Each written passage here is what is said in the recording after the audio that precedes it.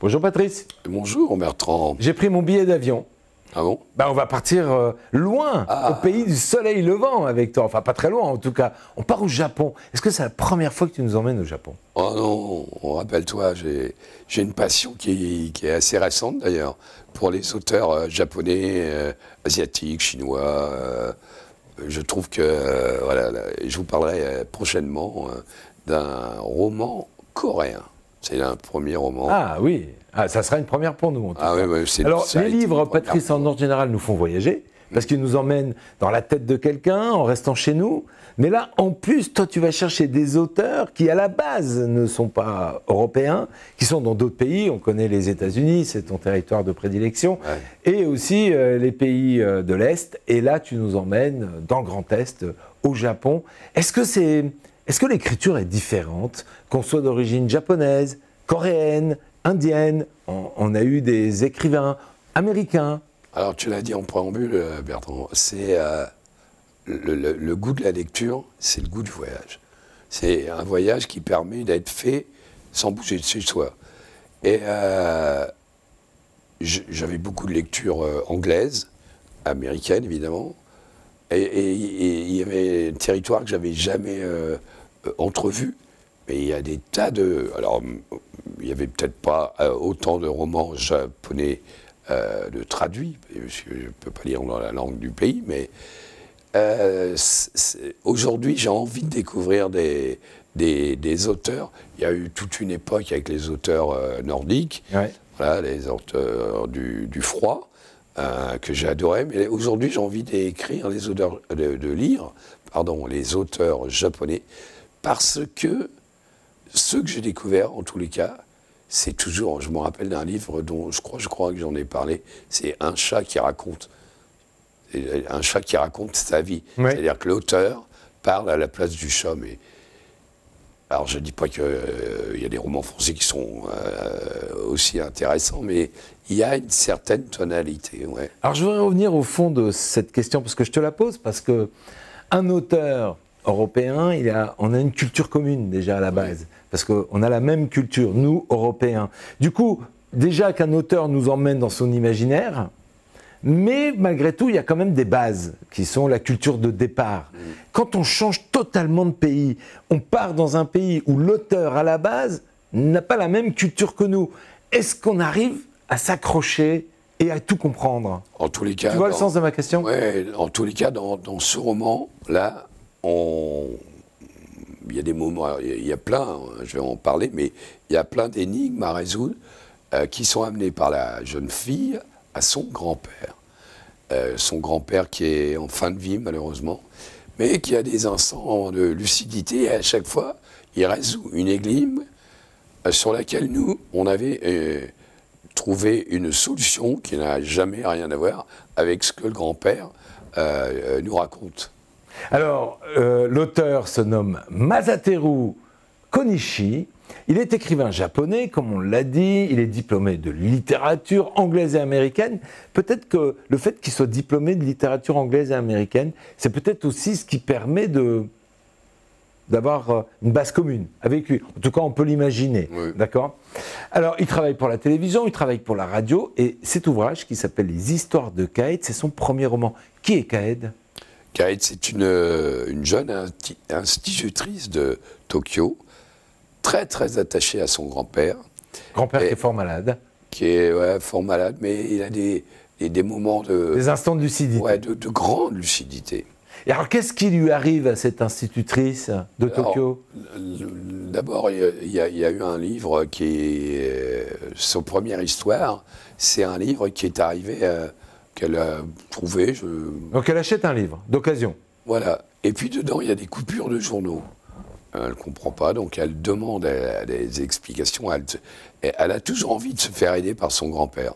Et ces coupures de journaux sont mises dans le désordre dans l'ouvrage, ou ils ont une relation à des pages données, à des endroits donnés? Non, c'est une énigme.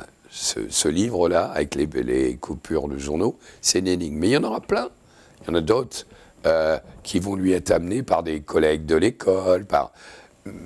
C'est pas une détective, hein. C'est assez marrant parce que on pourrait penser qu'au lieu d'être institutrice, elle soit détective privée. Enquêtrice. Enquêtrice. Et qu'elle se fasse aider par son grand-père. Et non, c'est une institutrice. Et en fait, elle a...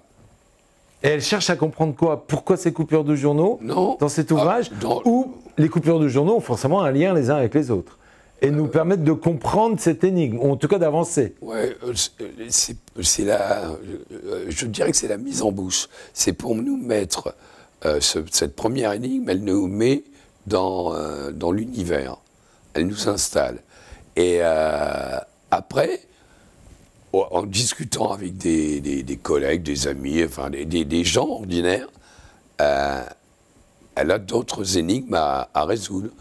Mais pour elle, ce n'est pas des énigmes, c'est une question. Et encore une fois, elle a une telle adoration pour son grand-père qu'elle va lui raconter. Et toi, tu crois qu'un tel ou tu crois non.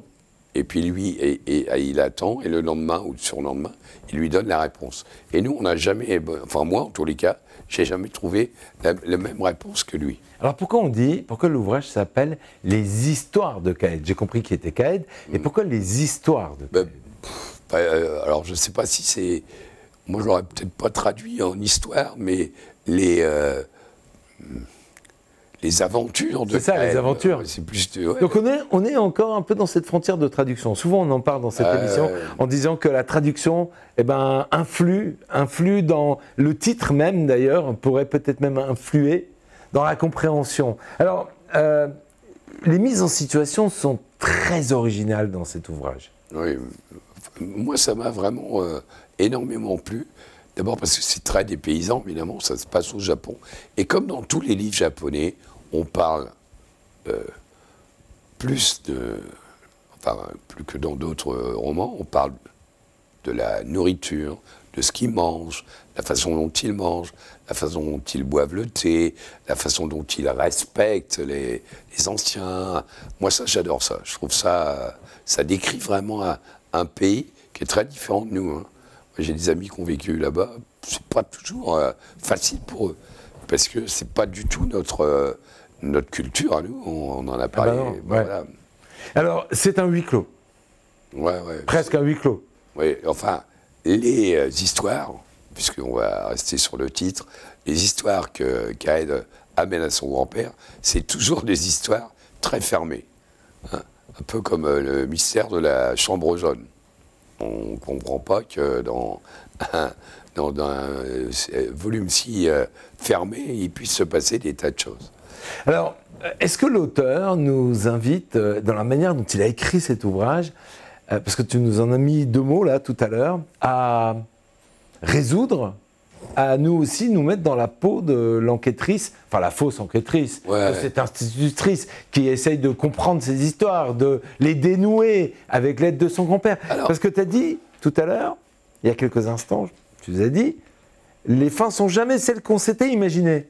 Non, c'est parce que, alors d'abord... Les solutions en tout cas. D'abord, il faut comprendre que Caed, elle le fait pour aider les autres. C'est-à-dire, presque toutes ces histoires, le grand-père trouve une solution qui va aider quelqu'un. D'accord. Hein, en disant, tu diras à ton ami, machine ou à machin, qu'il faut... donc, elle a envie d'aider les autres.